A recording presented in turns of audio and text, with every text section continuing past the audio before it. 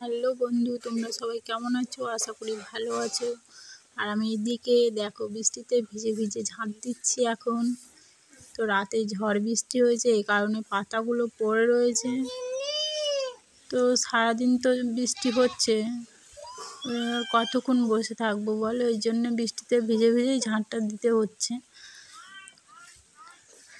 কোথায় কোথায় বৃষ্টি ঝড় বৃষ্টি হয়েছে একটু কমেন্ট করে জানাবে প্লিজ।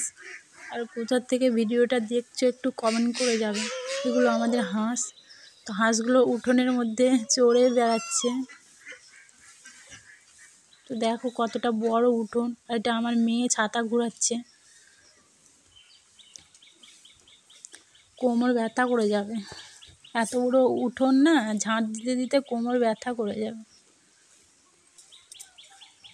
পাতাগুলো ভিজে রয়েছে, ওই জন্য ঝাঁটার মধ্যে দিয়ে যাচ্ছে না, তাই একটু হাতে করে সরিয়ে দিলাম। এটা আমার ছেলে দাঁড়িয়ে দাঁড়িয়ে দেখছে।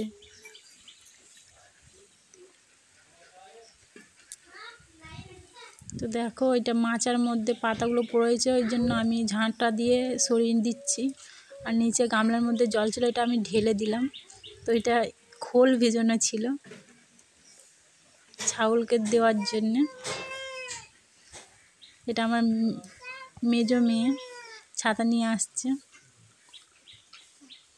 দেখো বন্ধুরা কত বড় উঠোন, মাজা ব্যথা করে যাচ্ছে আমার ঝাঁট দিতে দিতে। আর বাড়ির উঠোনের সামনে তো 3টে গাছ আছে, ওই জন্য পাতাটা একটু বেশি পড়েছে। তো এটা আমাদের আকাশাল, এটা ডান সাইডে একটা পুকুর আছে, এটা আমাদের আম গাছ, ওটা আমাদের কাঁঠাল গাছ, এটা বাতাবি গাছ। ওটা বেড়ার মধ্যে তোমার